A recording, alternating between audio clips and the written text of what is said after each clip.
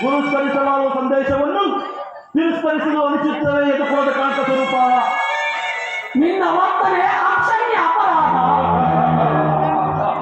ಅಪರಾಧಕ್ಕೆ ಶಿಕ್ಷೆ ತಾವೇ ಅದನ್ನು ನಿರ್ಧರಿಸಬೇಕು.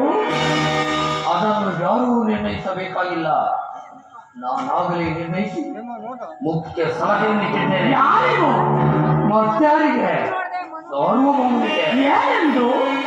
ಅದನ್ನು ನನ್ನ ಬಾಯಿಂದ ಕೇಳುವ ಬದಲು ಸಾರ್ವಭೌಮ ನಿನ್ನನ್ನು ಉಚಿತ ರೀತಿಯಲ್ಲಿ ಬೀಳ್ಕೊಡಬೇಕೆಂದು ನಮ್ಮ ಶಕುನಿ ಮಾವನವರು ಮನಗೋಗಲೇ ಮುಖ್ಯ ಸಲಹೆ ನೀಡಿದ್ದಾರೆ. ಓಹೋ, ಶಕುನಿ ಮಾವನವರ ಸಲಹೆ ಅಂದ ಮೇಲೆ ಅದು ಅದ್ಭುತವಾಗಿಯೇ ಇರಬೇಕು. ಹೌದು, ನಿನ್ನ ಅದ್ಭುತವಾದ ಈ ರಾಯವಾರಕ್ಕೆ ನಮ್ಮ ಅದ್ಭುತವಾದ ಸತ್ಕಾರಗಳು. ನಿಮ್ಮ ಅದ್ಭುತವಾದ ಸತ್ಕಾರ